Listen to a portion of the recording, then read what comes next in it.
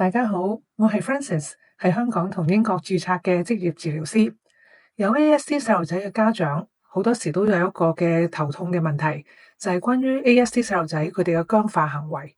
例如佢哋由屋企去返學，佢哋一定要行某一條嘅路線，一啲都唔可以改。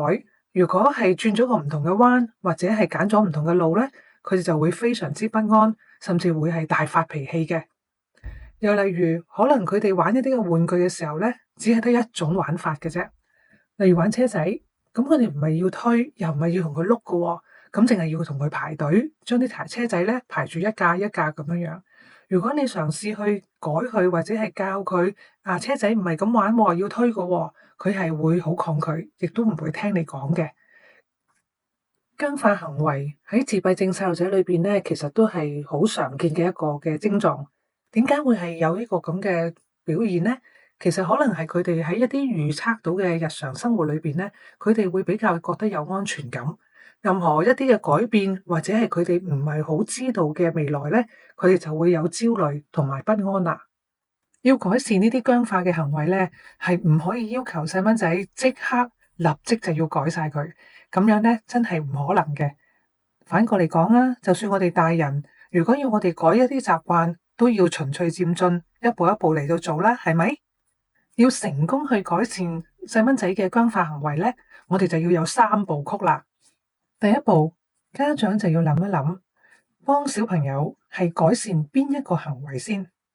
可能小朋友有幾個行為，你都係好想同佢改善嘅，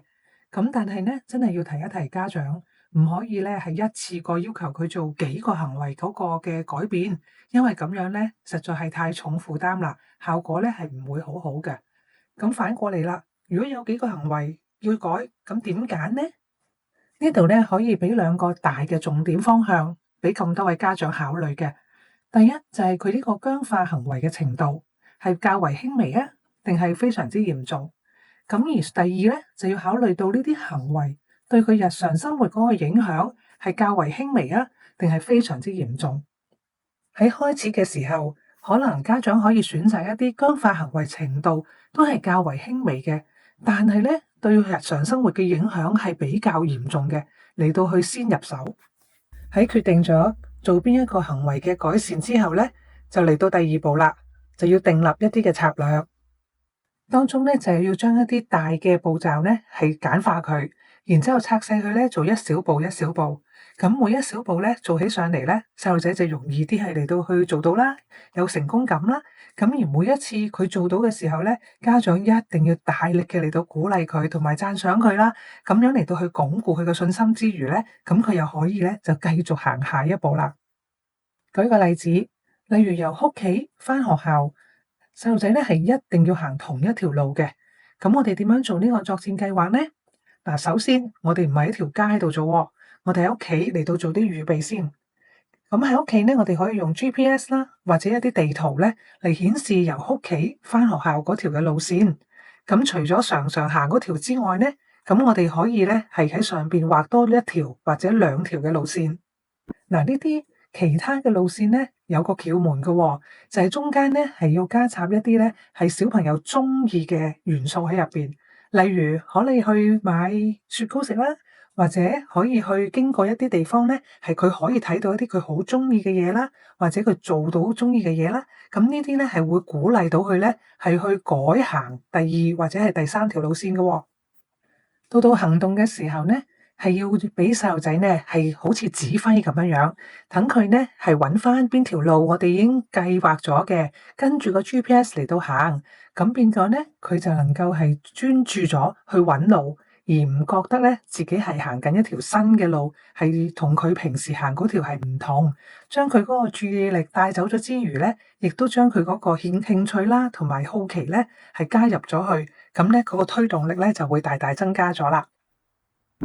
嚟到第3步已經行動完啦，咁可能有成功嘅地方，但係有啲不足嘅地方，或者咧係可以再改善嘅地方，咁所以第3步咧就係檢討同埋修正啦。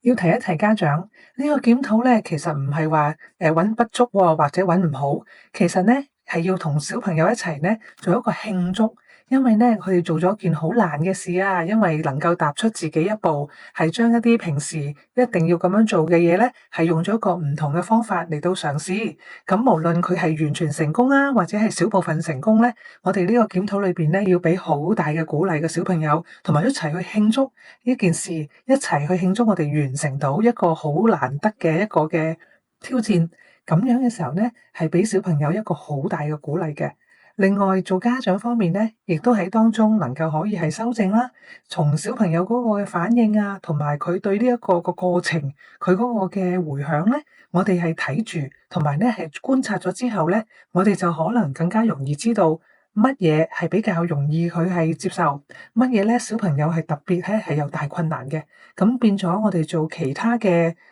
行動啊，或者同做其他嘅挑戰嘅時候咧，我哋都能夠了如指掌啦。多謝大家去收看呢一個嘅視頻，希望呢個短短嘅視頻咧，能夠俾到一啲嘅啟發同埋指導，俾家長你哋咧係可以試下去幫助孩子係去改善佢哋嘅僵性行為嘅。咁如果有其他嘅一啲資料，你哋係想知得更加深入，或者咧係有其他嘅意見、問題或者提議咧，歡迎你哋係留言俾我啊。咁多謝你哋，下次再見。